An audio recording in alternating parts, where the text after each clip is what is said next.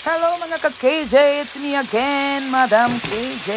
Today's video magluluto tayo ng kalderetang giniling. Andito na tayo, nagluto ako dyan ng patatas at saka carrots. Pinirito ko muna siya.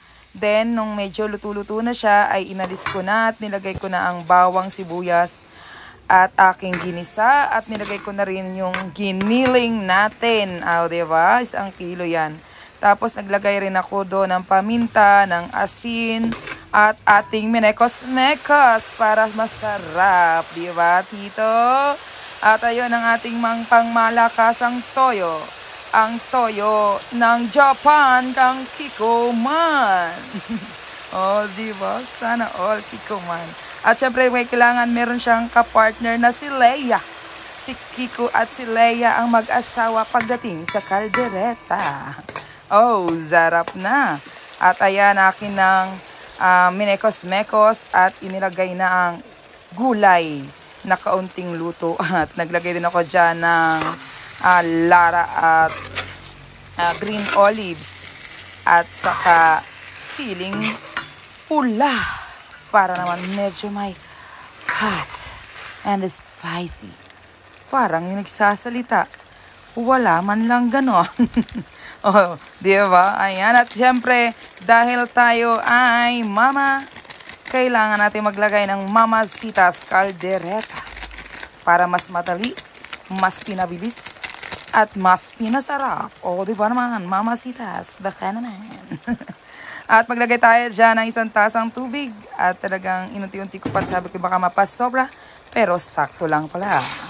At hinalo-halo ko na ulit siya, di ba, Tito? Kailangan natin yung mekos-mekos para lumabas ang katas at sarap. Di ba? Ayan, after mag-mekos-mekos, ay talaga namang nakikita nyo na yung kulay. At talagang nakikita na yung totoong kulay dyan na lumalabas na ang mga katas ng gulay para naman masarap at malinamnam. At talaga namang ito yung sinasabi kong ulam na konting lagay lang, maraming kanin, isang damakmak ang mauubos. Pero hindi pa tayo natatapos, kailangan natin dyan ng peanut butter. Ang peanut butter na isa sa magpapasarap ng ating kaldereta. Naglagay din niya ako dyan ng liver spread, parang hindi ko na-videohan.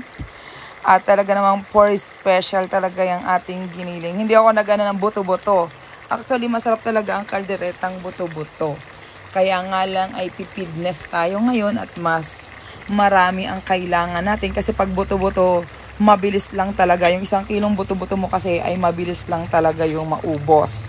Unlike dito sa giniling, kaunting ulam mo palang nakuha ay marami ng kain. Ayan. Talaga namang makikita nyo na dyan yung mga kulay. Ayan, pag minekos-mekos, lumabas na yung kulay ng carrots at saka nung ating lara. At ang sili, hindi ko syempre yan pinisa kasi may mga batang kakain. Baka mamaya ay maanghangan. Diba? Kailangan natin mekos-mekos para mas lalong sumarap. At dito nga, ito yung ating kaldereta.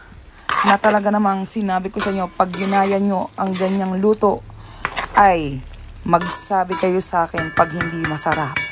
Ayan, mag-comment na kayo dyan sa ilalim kung taga-saan kayo para naman na makita ko kung saan nakarating ang ating video. Maraming salamat and thank you for watching. Please follow our page, Kikay Journey TV, at our YouTube channel, Kikay Journey. Maraming salamat po. Ingat tayo lagi. Bye!